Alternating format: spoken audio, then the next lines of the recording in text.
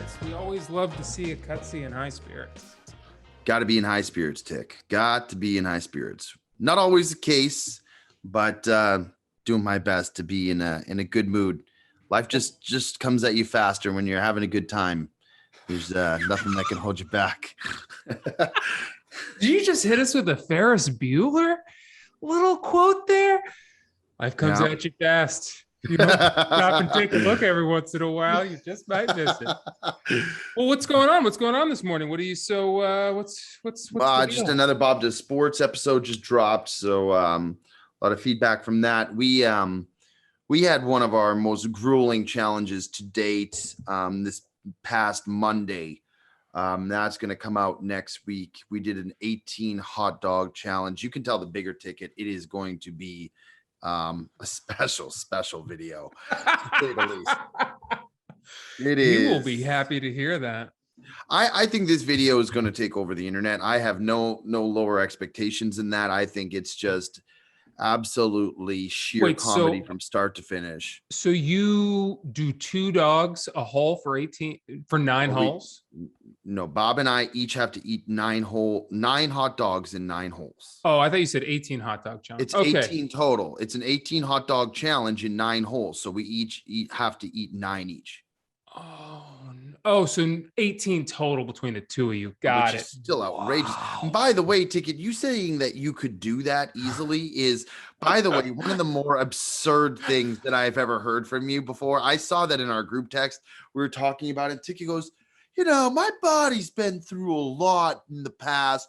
I'm pretty sure it could handle 9 hot dogs. If you're going to quote me right. I said my body used to be a trash can and I can access that muscle whenever I want.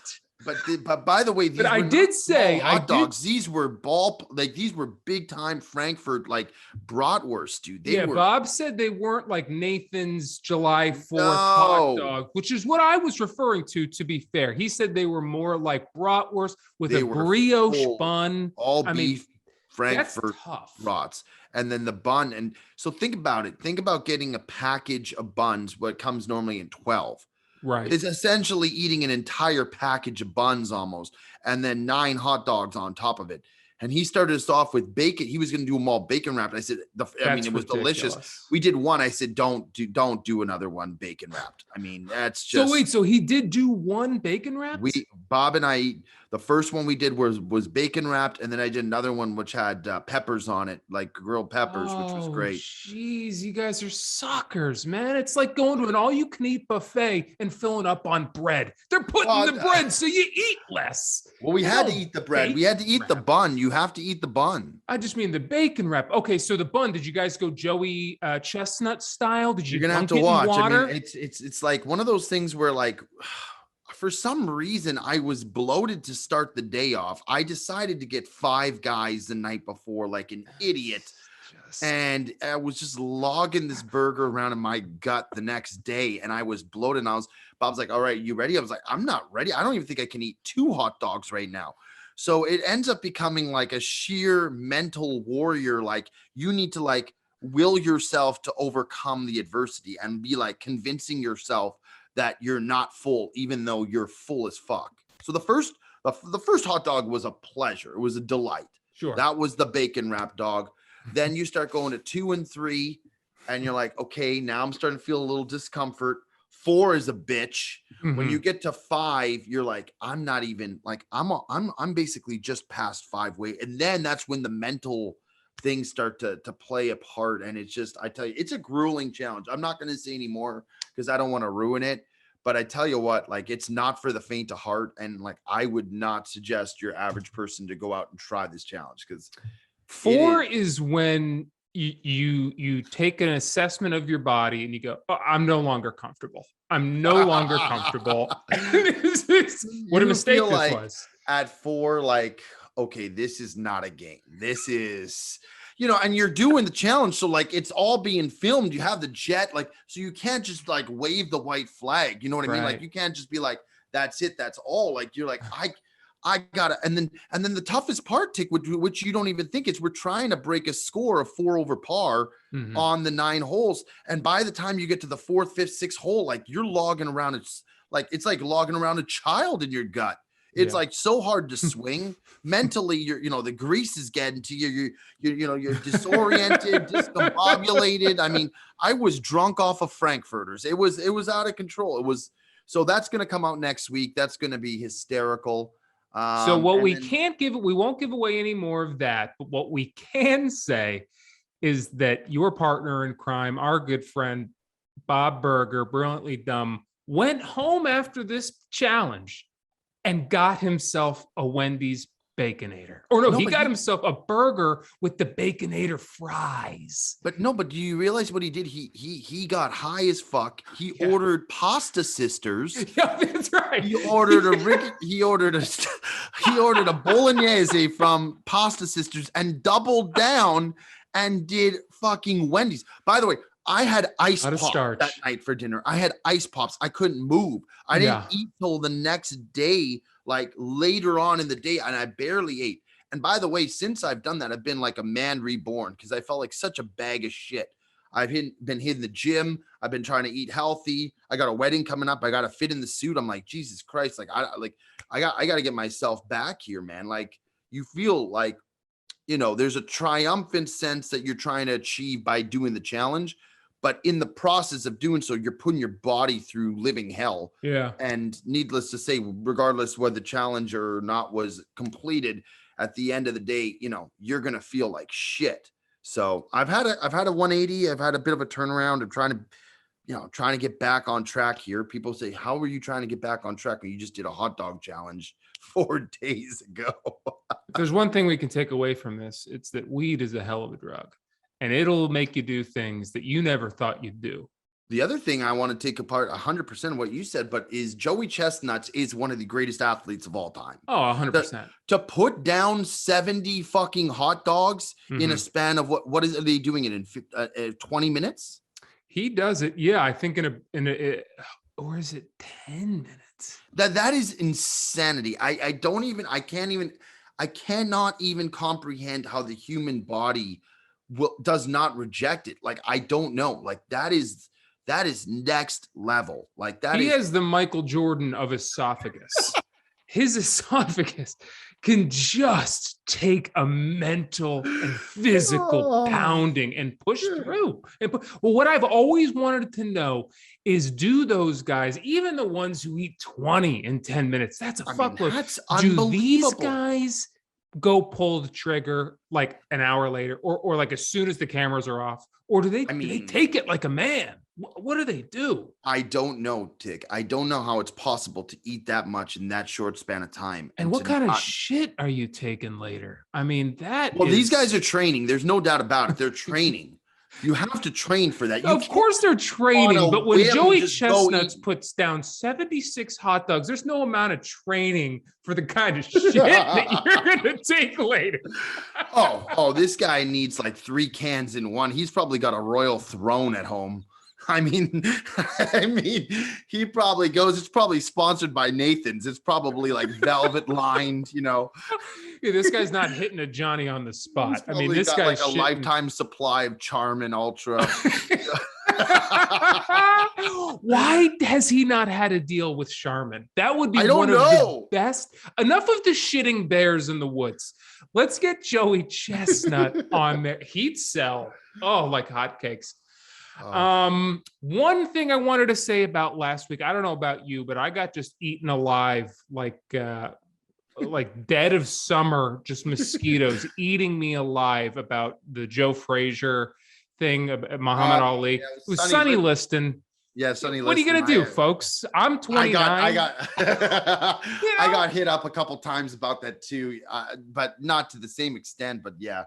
That was a mistake on our end, but you know what? What are you going to do? I mean, we're your average guys who love sports. I'm not Bob Costas coming in here. Love the Sportsmen. We're like you. We're not going to get it all right, but we actually do. For the first time, I think, in the history of the Sportsmen, we have breaking news that we are breaking first here on the Sportsmen, and that is that Joseph Cutsy DeMar is announcing his retirement from sports betting. The news comes just 1 week into March Madness. and talk us through this retirement. I don't think any of us saw it coming. It's definitely a semi-retirement at the very least, but yeah, I got to put myself on hold here. I just can't. My blood pressure, my heart, I just can't take it, Tick. I can't physically handle it. I mean, it got to the point where it was at that last Arizona game, and I was just like, this is the thing is you try to get your mind and you try to assess these games like, okay, they're underdogs who are covering left, right, and center. Okay. So what dogs are going to win and what favorites are going to roll and cover? You start like basically fading yourself. You start deceiving yourself and start going against. So, oh no, this team had such a bad game last time. So Vegas has put the line like this. So then that way people are not going to think that they're going to come out hot, but it's an anti-verse. And then you're looking at it and you're like, that's not the case. These guys are just coming out and playing. That's it. That's all. I'm in my head. So yeah, until further notice, the account has been frozen. I feel a little lighter, Ticket. I feel a little like more jubilant. I feel just like the air is a little crisper. Talk to me in a month. I'm giving you less time than Tom Brady did to come out of retirement. Oh, geez. Yeah, I think you're coming in under 40 days. I think we're going to see a comeback. But it's, what's really coming up, though? Once March Madness is gone, you don't like baseball, and that's Masters. All there is. Yeah, okay, but that's not like something that's going to last a long time. I mean, it's 4 days. And then some of the funnest. I mean, it's not an entire season of something. You know what I mean? It's not like football is very far away. Football is very far away. So I have a cushion, and I could care less about baseball. I've said it many times. I'd like to at some point in my life. I bet you place a bet on baseball at some point in the next 40 days. I bet you do. I've got an inside guy who knows. You're just trying to make me say I'll take that bet. So all of a sudden I'm out of retirement right then and there. No, I'm not like you and Bob. You guys are big time baseball guys. I'd love to get into baseball. I've said it from the start. It's too long of a season. There's too many games to me. I love playoff baseball. I love October. I think it's the best time of the year. You did dabble last year, though. There was a stretch, I feel like in July where you were like, I think the Nats are going to do it today. I thought it was the year. I was dabbling. I was getting into it. And, before you knew it, that ship sailed very quickly. So, but lots to talk about this week on the Sportsman, Tick. So we can get rolling here into some of our sports, some of our topics here. I think there's a lot to cover. I mean, first and foremost, I want to hear your take on this NFL offseason. To my knowledge, has been one of the wildest, most unpredictable off seasons that I can remember, if I'm being honest. I mean, just from some of the moves that are happening here, just if you would ask me if Davante Adams would have been a Raider before, a few weeks ago, I would have said, you're out of your goddamn mind. Now Tyreek Hill is a Miami Dolphin. And if I felt like it came out of nowhere, like it was just no preface to it. There was no like lead up to it. It was just all of a sudden, boom, breaking news. Chiefs have allowed Tyreek Hill to start talking. And now he's with the Dolphins. I mean, the AFC is king right now. And I know Tyreek has stayed within the AFC, but you have guys like Russell Wilson going to the Broncos. You have, it's just crazy. What's your thoughts on this, Tick? These front offices are treating the game like it's fantasy football right now. I mean, people are just moving around left and right, like you alluded to. I've never seen anything like it. This Tyreek Hill thing, I thought it was hilarious that yesterday, early in the day, you heard that they were talking and immediately vied for the Packers. And then like an hour later, I should have known this team never fucking does anything. Your receiver core is sad. Well, no, I think that right now, but I'm sure that'll change. I have a couple theories which I can share with you in a minute. Yeah, we'll get there. But this Tyreek Hill thing, I've gone back and forth on my thoughts about who's winning and who's losing. I think I remember early in the fantasy season when Tyreek Hill was playing really well, you told me to trade him because I can get a lot for him. And what are the chances he continues to play like that? And it's kind of true. I feel like the Kansas City Chiefs just sold him very high. And I don't think he's going to be anywhere near the player he was, because he's not going to have Patrick Mahomes. Is he still going to be a very good player, especially alongside Jalen Waddle and Gesicki? You know, he'll get open and he'll get his touches, but he's not going to be the same guy, and he's not going to be worth the highest paid wide receiver in the league. So from that sense, I think I really do think that the Chiefs won there, but I do think the Dolphins now have a window to figure out what exactly they have in Tua. And if he's not the guy, quickly get a new guy and maybe make a run at this thing. They got a lot of great pieces on defense as well as offense now, and they could really make a run with this new head coach. But the biggest loser to me is Patrick Mahomes. I mean, what he's got Juju Smith-Schuster now, who's a good receiver, but he's got health questions. Well, they have some good young players. That Byron Pringle, I think, is going to be a big player. He's on the Bears. He went to the Bears. They got rid of him. Oh, that's he went right. to the Bears. Oh, Nico Hardman is. Nico Hardman's a nice piece, and Juju and they haven't utilized him. Good. He always has Kelsey. I mean, Kelsey is the biggest security blanket ever. I know, but a lot of these guys get open because Tyreek's doubled. You gotta worry about Tyreek. So I mean, I think Patrick same Mahomes. Thing. Packers, same thing with losing Devontae is it's going to make it harder for everybody. I agree 100%. Now, if Tyreek would have gone to a team like, say, the Packers, obviously that didn't happen, but then I think he's worth what you can, because Aaron can throw the downfield ball as good as anyone. Tua can't make the downfield throws on a consistent basis like a Mahomes or Rodgers can. So it'll be interesting to see how they utilize him, because sometimes they utilize him on a little go route or a little out route or a little slant, and he has such speed that he can break up field and he can still do his thing. So I think you'll see a lot more of that out of him. Jalen Waddle's a great piece, and don't forget Gesicki is a great piece as well, and they just got Mostert.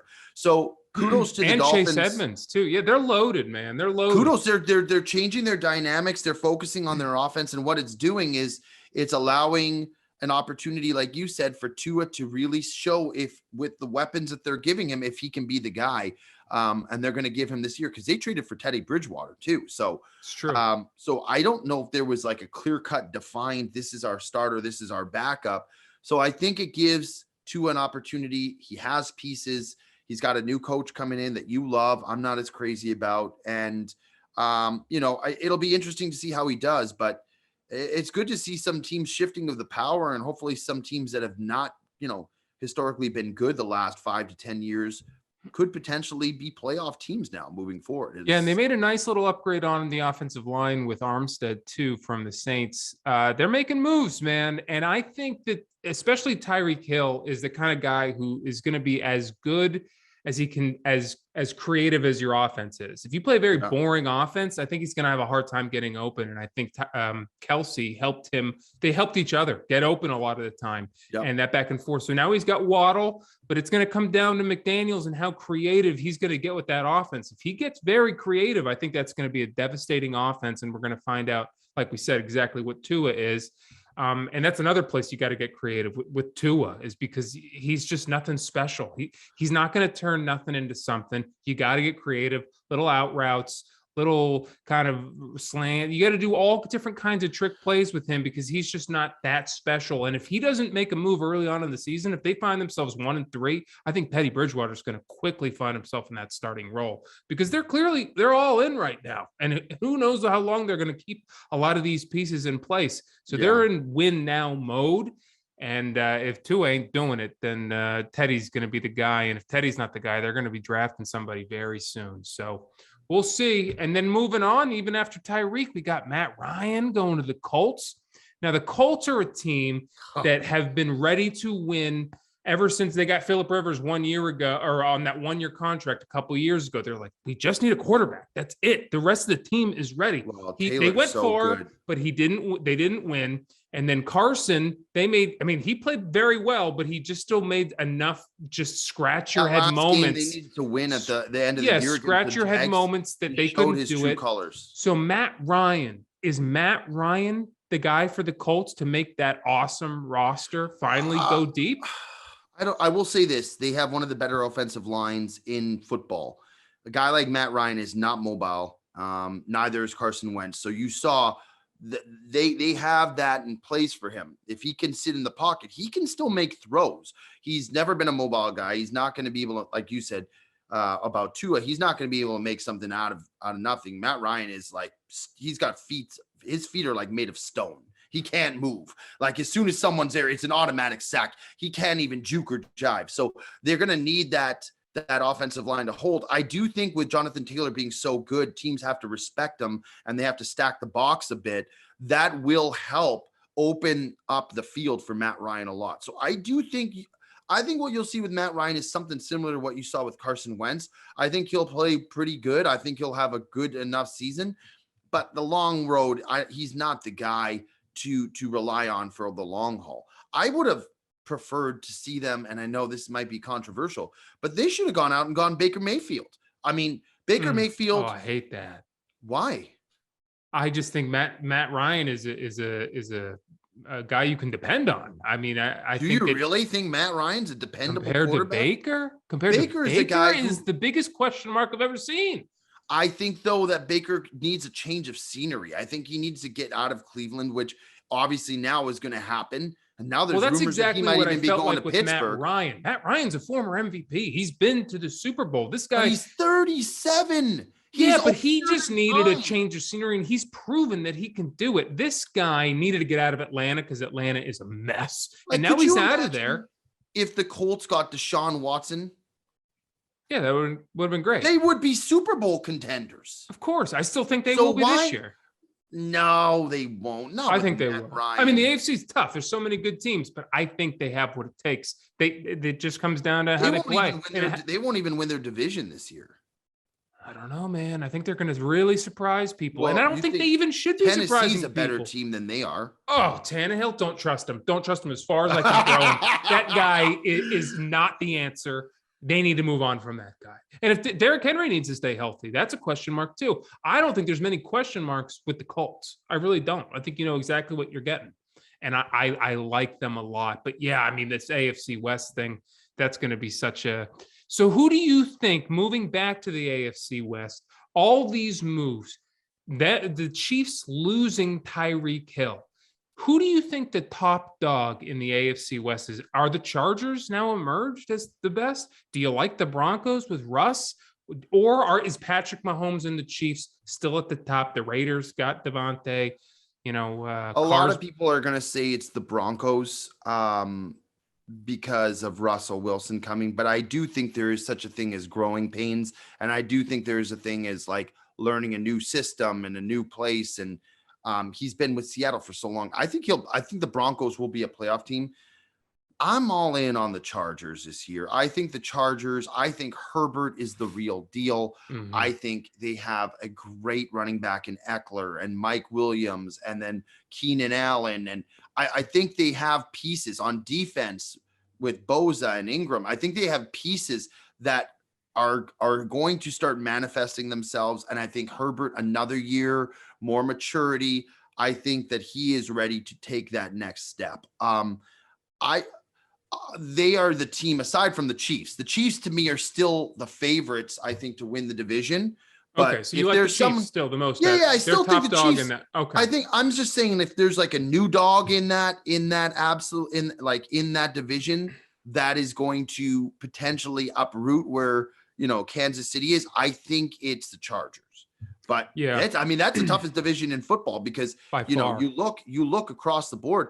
The Raiders, the Broncos, the Chiefs, and the Chargers. I mean, all four of those could be potentially playoff teams. The Raiders. You look at the Raiders, who they have on offense now, and I'm not the biggest Carr supporter, but like they have between Hunter Renfrow, Darren Waller, then you have Devontae Adams. You add that to the mix. They have some firepower, man. They have some guys who can make it. And even I think Zay Jones is not a bad piece as well. No, I don't either. I kind of like him. I don't know why he's sort of always forgotten about, but I like him too. And I think he's only going to get more open now that Devontae is there. I'm with you though. I think it's still the Chiefs. I think that I like to look at head coach and quarterback. And as long as you still got Andy Reid and you still got Patrick Mahomes, I think they're top of that division. And like you said earlier, I think Mecole Hardman's going to step up. He's not going to be Tyreek Hill, but he's going to really fill that void best he can. And I think he's gonna be a nice piece. And obviously Juju's they have Juju. competent too. Yeah, but the thing that holds me back on the Chargers, because I think Herbert is a future Hall of Famer. I'm all in on that kid. I have question marks only about Brandon Staley, the head coach of that team. I think he could take all that talent and drive it right into the ground with his extremely aggressive play calling. I think it's scary. I think it's dangerous, and I think it's scary. And I think it could. They missed the playoffs this year because of him. So he went for more fourth downs than any coach in the league. I'm not going to bet on him to outsmart Andy Reid and Patrick Mahomes. I'm just not going to do it. So I'm sticking with the Chiefs, but I agree with all the things you said. It really could be any one of those teams. Broncos, I agree with the growing pains thing. And Derek Carr, I'm not all the way on him, but that is an explosive offense. So and injuries going to be a big thing. Yep. If Mahomes goes down, that team goes from the top team to probably in the bottom tier of that division. Oh, it's like the Packers losing Aaron. I mean, it's immediately like, who's the backup there? I don't even know. I know. You know. The gentleman no, it's Jordan Love. And I don't have any. No, in Kansas City. In Kansas City. I don't know. I don't know. Mahomes is the guy. Yeah, so if he goes down, I don't. But that's what I'm saying is that injuries could dictate a big amount of like in terms of like who's going to uproot. You know what I mean? I think like obviously you can say that about anything, but I think all the teams have a shot early on. Yep, those division games are all going to be primetime now.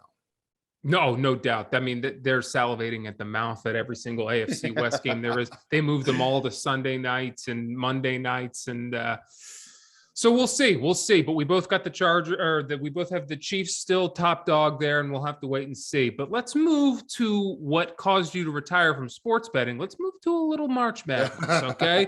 Because that first weekend, week, Thursday through Sunday, that delivered for me. I mean, that was awesome, as it always is, but it was just awesome. I loved every single thing about it. You got your Cinderellas, you got your favorites still all in it. It was awesome. Who now readjusting, our brackets are all messed up. I'm sitting in fourth place. I got a real shot at the top, but our brackets are all crazy and mixed up. Kentucky threw a lot of people off. A lot of people lost. Who do you now like reevaluating? Who's your favorites? Let's go back to our initial picks, right? Because I think that's good to look at. We can look at those. Ticket had Baylor, Kansas, UConn, Villanova, and UCLA. Yeah. So UCLA looks very good. I didn't have Arizona in there. No, you did not. I have them winning my bracket, so that's keeping. But I'm me saying alive. Let's just stick with the Sportsman picks that we gave. So I'll say this: Villanova looks very good. UCLA looks very good. UConn obviously out and Baylor out. But you still have Kansas, so you have three.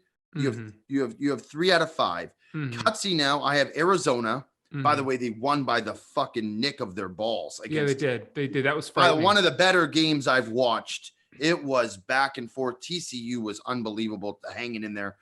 Auburn, they're done. They're toast. They came out flatter than a pancake against the Miami Hurricanes. Texas Tech, I still have. They were in a dogfight against Notre Dame. Baylor's out and Duke. So I still have Baylor, Texas Tech, and Arizona. Ticket, you have Baylor, Kansas, and not Baylor. I have Duke, Texas Tech, and Arizona. You have Kansas, Villanova, UCLA. I think I like your picks better at this point. Well, UCLA lost Jaquez, who is their rock. So is he gone for good now? I don't know if he's gone for good, but it didn't look good. He might, if they continue to win, they might get him back later. I cannot imagine he's playing tomorrow night. I just can't. And that's another thing quickly I want to touch on. I said it to our group chat. They got the schedule so right last week. This week, we've got 2 7:00 games and then 2 9:00 games. Why are any games on at the same time? Why do I have to flip back and forth? Eastern. Yeah, but they're still on at the same time. West Coast, there's 2 games on at a time. They should space it out so we get 1 game, then the next game, then the next game, the next prime time. What am I flipping through for? Trying to keep it prime time. Ticket, I think, is why. Yeah, but last week it wasn't prime time. They had games on all day, and everyone watched. Well, they had so many games going. That's why. I just think there's still, even prime time, should be no games overlapping, or maybe overlapping by like half an hour. So you would prefer to do like 2 games on a Wednesday, 2 games on a Thursday, as opposed to 4 games on a Thursday that's overlapping? No, just start them slightly earlier. Do a 5:00 and then a 6:30 and then a 7:30 Yeah, but and then an all 8:30. these things are done based on views and ratings. Like, people are at work at that time. You can't put People were at work last week. People find a way to watch March Madness. I'm not going to listen to this. This is just ridiculous. There's no reason that there should be a 9:39 game. And I'm not saying that because it's too late for the East Coast. I'm just saying there should not be a 9:39 tip-off followed by a 9:59 tip-off. Half an hour is the only space I'm getting between those 2 games. That's ridiculous. Give me at least an hour so I can watch a full. I don't want to be flipping back and forth in the Sweet 16. That's ridiculous. Yeah, I'm not disagreeing with you. I'm just saying from I'm trying to rationalize it and understand why they're doing it. And that, to me, seems like the only reason. I guess. But yeah, it's sort of it'll a mess. get the juices flowing. Not so much for me. I probably won't even. I got to work tonight, so I'm not even going to watch. But yeah, well, tell me this though. What do you think of the Cinderellas that are still left? You know, the 11s, the 15s. We've got Michigan, we've got St. Peter's, we've got Iowa State, and Miami at a 10 seed. Those are all sort of your quote unquote Cinderellas. Which one of those do you see, or has the best chance, or has the best roster to continue forward and really make a push towards the Final Four? Who's St. Peter's playing? St. Peter's is playing a tough team, I think, this week. I gotta look. I think St. Peter's is gonna keep winning. You do? You like St. Peter's? Yeah, I think they're Cutsy likes those scrappy kids from Jersey City, huh? You like them? I think they are. I like the coach's demeanor. They play Purdue, and I would take St. Peter's. Purdue has a high-powered offense, so they got to play good D. This is also why I'm retired. I think they could take. At least cover the spread, but I like St. Peter's remaining. I think that they're scrappy. Their coach believes that they should be there, and when you have a coach like that, sometimes it's enough to propel the team to move forward and play well. I think it's going to be a tight game. I'm not saying that they're going to win, but I think that they're a team that could, they could be the George Mason of this year. They could be like the Oral Roberts of this year. They could be St. Bonaventure. The Bonnies, so they could be the team that could really make a splash and do something. I think for sure they're a team to keep an eye on. Yeah. What about you? Who do you like? Yeah, Iowa State and Miami are playing each other, so obviously one of them will go to the Elite Eight. Miami's going to kill Iowa State. You think so? Miami is such a better team. I don't know what the spread is on that, but I would take Miami over Iowa State 5 ways till Sunday. Iowa State's garbage. They just played Wisconsin team that couldn't score, and it was just Miami. It's pretty amazing. It's hard not to fall in love with the story that they won they win like 2 games last year, and now they're playing lights out. They won 20 games this year. So, but I agree with you. I mean, that's a tough flip. I don't think they're going to beat Miami. I think Miami probably will go the furthest of these. Michigan's got a tough draw against Villanova, but I mean, man, Juwan Howard's got them playing with some heart. Those kids from Michigan, man, those kids from Ann Arbor are playing with some heart right now. And they've gone through some adversity. I would not be surprised if Michigan took out Villanova. I wouldn't. I might. I like them the most. Tennessee was what a lot of people had Tennessee as the team. Did.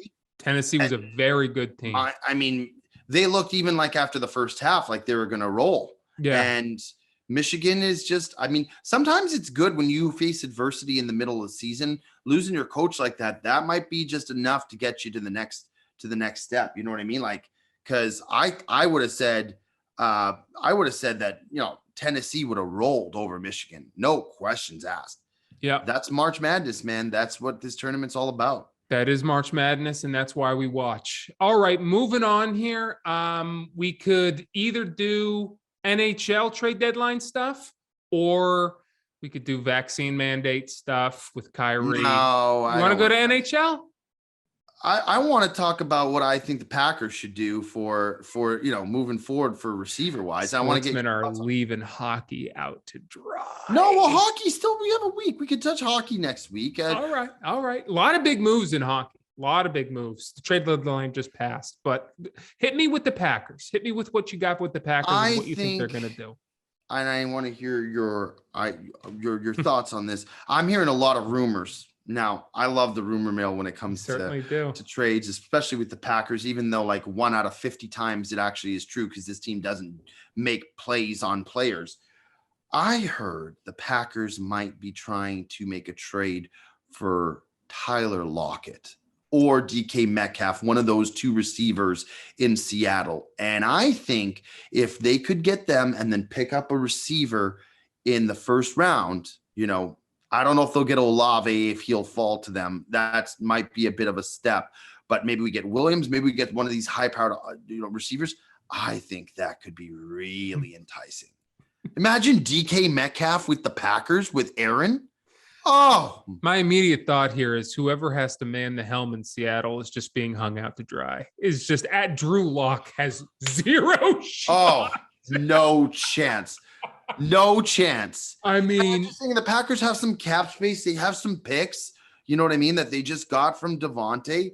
I would love to see something like that. I'd love a Tyler Lockett for you. I like DK Metcalf the most or more than Tyler Lockett, but I think for the Packers, I think Tyler Lockett would be a nice fit for you guys, especially paired there with Randall Cobb. He's your rock. I think Tyler Lockett would be explosive down the field piece for Aaron. I really like that. But you got to imagine, I mean, it would be an absolute travesty. I mean, your number one thing in the draft is wide receiver, right? Like if Olave's there, you're taking him. And Williams. I am so on board. If we get Olave, I'd be actually happy. Well, but I'm saying the front office, right? That's what they're prioritizing. They should be trying to move up or do whatever they got to do to get him. Yeah. Him or Jason Williams are the two best receivers in this draft class. I don't, because what else do you guys really need, right? I mean, what else? I mean, you lost running back were good. We lost Za'Darius, but if you look at everybody's saying, oh, Za'Darius with the Vikings and whatnot, the bottom line is Za'Darius didn't play more than 3 games for us all year last year. It's true. So, I mean, we did it without Za'Darius. Now, the big piece we had to get was we had to re-sign Devondre Campbell. We got him off the Atlanta Falcons practice squad. He was a Pro Bowl caliber player this past year. He was unbelievable, led the team in tackles, just superb. Like the return on that investment, massive. As well as Rasul Douglas, you re-signed him. That's the next thing I was going to say. We got him. So we got Devondre Campbell from Atlanta Falcons, and then the Arizona Cardinals practice squad. We got Rasul Douglas, came out with like just the fire of 1,000 men, had a couple pick sixes, was unbelievable. We re-signed both of those players, and those were the defensive players that we need to focus on. And now the big piece is Jair Alexander, obviously one of the best corners in football. Yeah. So I don't mind. They also re-signed Preston Smith, who I think is a good player. The fact of the matter is they would have had to pay Z a lot of money. So Za'Darius, as good as he is, the fact that he was injured all year this past year and the amount that he was going to be asking for, I actually don't have a problem with letting him walk. As much as I liked him, I think it's the right move for us. And I think that we had a top 10 defense almost last year without him for the majority of the league, so of the year. So, but yeah, I just think you get in a guy like DK Metcalf or a Tyler Lockett, and then you can focus on bringing in an Olave. I think overall we'd be better off than if we just had Devontae Adams, because I'm not crazy about Marquez Valdes-Scantling. I think he's going to get overpaid for what he provides. I think he's a good. Well, he's gone, right? He's gone. I don't know. I think, did he get signed by another team? Oh no, I don't think he has. But I don't. It doesn't sound like the Packers are interested. Well, they're in talks. I don't know what's going to happen, but I'm saying I would much rather than overpay a guy like that. I'd much rather try to go out trade and try to get one of these guys, or bring in an Olave or something like that. Because then you're going to have a top tier offensive player for the next 3 to 5 years minimum. Yeah, absolutely. You agree or no? No, I do. I think, man, the Packers are a good team. I think I'm just curious because Aaron signed a contract where he obviously could have gotten more money, but it sort of saved cap room. I'm just wondering, what are they doing? They got to bring some. Said he knew that Devontae was potentially going to walk, and he signed regardless. So right. So, I don't know if they know cap something we room don't that they know. Saved from not signing Devontae and from signing Aaron to a friendlier deal. Well, they got to use. What do they do? What do they got to get somebody? Well, that's 100% it, you know? Yeah. I don't know. I think sometimes you bring in a young receiver is good. Like, look at you guys in Philly with Devonta Smith he is going to be a star for years. And I think part of the problem you guys had this year is you guys didn't trust him enough to go to him consistently when you needed him. I think we did trust him. I just think our quarterback didn't know how to get it to him. But that's kind of just, and our coach didn't draw up enough play. I mean, he was lost. It was a real learning experience last season for the Eagles. But yeah, I mean, all interesting stuff. I think the Packers got him. I mean, you've got room, you got money to spend it on something, you know, otherwise it's just going to be dead money. So we'll see. I mean, I don't think Rasul Douglas broke your cap or anything. So make a move, but that would be interesting. DK or Tyler Lockett or somebody, bring someone in. Sounds like, I don't know. A rumor I've been hearing is Stephon Diggs wants out, right? What? I feel like he is maybe wanting out of there. He's wondering where his deal's coming from. I don't know. We'll see. Maybe he stays been crazy. Year, nothing will surprise me anymore. I know. It's been amazing. Nothing will surprise me. I have a question for you, Ticket. Quick topic, because Bob and I have been talking about this, and we actually brought it up on our podcast. You're a big UFC guy, no? Yeah, I was for a long time. I've fallen a little bit, but yeah. Why? What are your thoughts on this Patty the Batty guy? Are you a fan? Are you about him? Are you? I'm a huge Patty guy. Are you really? Why am I getting the feeling that you aren't? No, I have nothing against him. I think he's electric. I just want to know your thoughts and like what you think about him. You see, his interviews are pretty hysterical. I mean, the UFC has always got that element of WWE where they try to build storylines, they try to build beefs, they try to get some crazy guys, and that's exactly what Patty is. He's calling everybody out. He's electric. I love him. I think he's great for the sport, and we'll see how quickly they move him up the ranks, because sometimes they get these guys and they don't want to move them up too quickly because they don't think they're ready. Their ego's ready and their character is ready, but their fighting skills aren't. So we'll see how quickly Dana decides to move him up the ring, but I love him for the sport. I really, really do. Yeah. But the last thing you want is to put him up against a guy he can't beat and gets clocked. And then your storyline fizzles. All the work you've done in the marketing department to build him up. So we'll see. But that's funny. I thought you were going to go with Jorge Masvidal or Connor with all this tumultuous issues. Connor is so done, dude. He's finished. Well, he's part of our rapid fire, so we'll get there. Let's do the rapid fire. Yeah, that's where I was going to. So maybe I'll move one of these NHL things to the rapid fire. You know what that is? What I'll do. We're going to start our rapid fire off with my guy, Philly's favorite, Claude Giroux. Finally got him off the spreadsheet there, and he's heading to Florida, who is just loading. Florida's a powerhouse up, and when Barkov comes back, I mean, they are loading up. They got Ben Sherratt too. So our favorite guy, we were ready for him to go. We were. I mean, it's just that team around him. We needed a change of scenery, much like the Matt Ryan thing, just a change of scenery. Matt Stafford, but he is still one of the best face-off guys in the league. Still playing at an all-star level, and he's just been added to a Panthers team that is scary. I mean, I don't know who's going to take him out. So what are your thoughts on Giroux, the Panthers pickup? I think he's like a guy that a team is making a play to win the cup is a good piece to add, because he's got some grit, he's got some savviness and experience as a veteran player. And I think like you'll see a lot of the time these trade deadlines, it's almost like a rental player. They'll bring the guy on for their drive to the cup. Obviously, Florida's ready to make that push. They got the pieces that they need, and having a guy like that, he can provide additional scoring, but he's not expected to be the main piece there. And I think that a guy like that, that's exactly what he needs to thrive and to be in his element, because if it happens, that's great. Nobody expects it. If not, it's like, okay, he's not that elite player that he used to be, 3, 4, 5 years ago. But yeah, I don't see anything bad with it. I think if you have a team that's capable of making a trip to the cup and you want to go all in, someone like that, a veteran savvy player, cannot hurt. So I'm all for it. I think it's great for you guys getting him out. Yeah, and he said he wants to. It's hard when you have a love affair with someone like that. You've had him for years on your team. He's become kind of a staple of your team. It's hard to move on, but you got to look at it from a business standpoint. And it was time. It was time to move on from him, and to move forward and get some of these younger players. You guys have some good young pieces. Start really implementing them and building around them moving forward. Yeah, Flyers need a coach. And Claude Giroux also said that, he wants to be right back in Philly. So like you said, he's a rental and he wants to sign his new deal in Philly. We'll see if that happens, but he wants to come right on back. So we got some pieces for him. Just want to also say real quick, the Lightning signed Hagel and Nick Paul. They're loading up. The Avs got Josh Manson and Lehkonen, and man, the Bruins got Lindholm. Boy, that's a huge piece for them. That's a big one. And the Ducks got every pick in the draft for the next 3 years. I mean, Sometimes they sold that's off. not a bad thing to do. It's great. I mean, they're gonna reload and fire up, man. The Ducks are gonna be like in another league, like the Dolphins. It's in another league, but same idea. They loaded up. And the Jets too. They had so many picks. Yeah. That now you see they're able just to start disposing some of these picks once they start getting the right nucleus of players on their team. And then you can go out and you have an excess of picks and different things at your disposal that you can utilize to go after some big players in the next couple of years.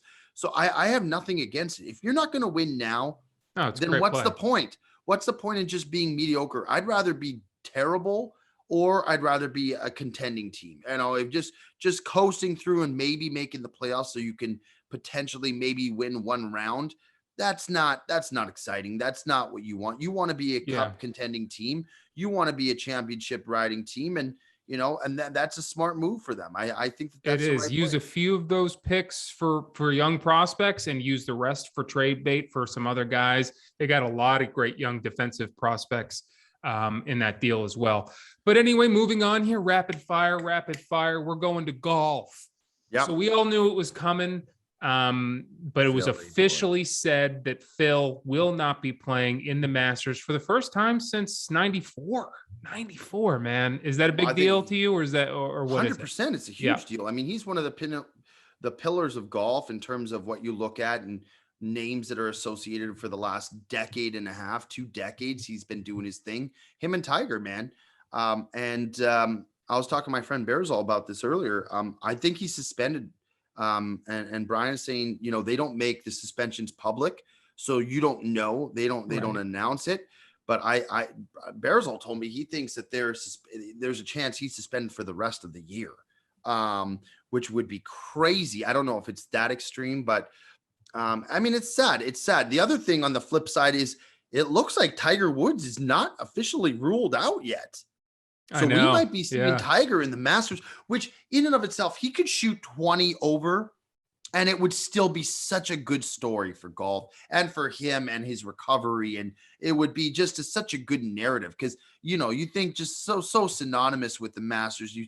Tiger winning 2 years ago was just one of the greatest stories, comeback stories of all of sports, really. I mean, to come back and win the match, that was truly riveting. I think the world was in awe that he did that. And so to see him be able to come back and really play his first tournament back after, all of this shit that he's had to deal with since the accident would just be pretty incredible to watch. Do you not agree? No, it would. And he set it up beautifully where there's no expectations too. People will just be happy to see him. He could come in dead fucking last. He could miss the cut. It would just be great to see him on that level again. And he set that expectation up beautifully. I just wish he was a better guy. I just, I don't like him. But I do always find myself rooting for him. I do. He's just so good for the game. And you want to see him, traverse and fucking play well. It's always inspiring, man. Every time he makes those comebacks, it's always battles the back, battles all the knee injuries and everything. Yep. It's always inspiring. So we'll see. And the Phil thing. And by the way, Bob's going to the Masters, so his chance. He'll watch Tiger Woods' epic comeback live, and he'll probably, this guy is just. Can you believe that? Of course, it's unbelievable. You're not going with him? I'm not going. This guy, he told me, "Oh, Cuts, I think I have a ticket for you to go to the Masters." This was on Saturday, and I was like, "Are you serious?" He's like, "Yeah, I got a ticket. I think he's got this guy. I know he's got 2 tickets." I was like, "Bob, don't throw that out there just so casually like that." And then I didn't hear back from him. And the next day, it's like, I'm like, "So Bob, what's your travel plans?" He's like, "Yeah, I got to go to Atlanta." I said, "Oh, so you're going to Masters?" He's like, "Yeah." I was like, "So what happened to my ticket?" He's like, "Yeah, it's not there." I was like, Oh, thanks, Bob. I really, really appreciate the fact that you told me I was going to go and just casually drop the bomb that I don't have a ticket anymore. But he loves delivering good news prematurely, and he also loves just never delivering the bad news. You know what the bad news is when you just don't hear from him again. When he stops talking, that's it. He'll never tell you. He'll just stop talking about it, and then you're like, oh, I guess I'll get the hint here. And moving on to our last rapid fire, Conor McGregor here. We touched on it earlier. Oh, this guy's piece of shit. This guy's a fucking scumbag. No scumbag or no scumbag? 100% scumbag. I've said it for years. I've never been a fan of this guy. I've never, you could say what you want about him. He was good for the UFC. He was a big time ticket guy, for Dana White for years. Fair enough. He's a piece of work. He's a scumbag piece of shit. And you know what? I hope he rots in a prison cell one day, because as far as I'm concerned, this guy thinks he's above the law. He's punching old people in the bar. He's reckless. He's just not a role model kind of guy. And to be honest, he's lost how many of his last fights? The guy's done. He's dusted. Good riddance. That's what I have to say to you. I don't know. I'm very passionate. He's one of the more hated sports figures that I have in my list, right up there with a few others, but I cannot stand this guy, Tick. I don't need to say anything more about it. No, the guy's a scumbag. He really is. I'm absolutely done with him. He was exciting and he was fun to watch and he was entertainment. But man, the things this guy does outside of the UFC octagon is just abhorrent. I mean, he's a truly bad guy with a lot of anger and a lot of strength to fucking hurt people. So anyway, that's going to do it for the Sportsman. That's all we got. Cutsy's in his last week of work here. This is exciting stuff. Now, Tika, are we going to be, is this episode? I had a lot of people hitting me up about the YouTube. I said that we had some technical difficulties or whatnot. I'm going to fire up the YouTube tonight. You know what I'm going to start doing is it's a little easier for me. I'm going to fire up the YouTube Thursday evening. So that's like a little pre-game. If you want to go get the YouTube, that's going to come out a day before that's the a game podcast. Changer, Tick. Yeah, so that's going to come out tonight. And then the regular podcast is going to come out when I love that. Comes out. Yeah.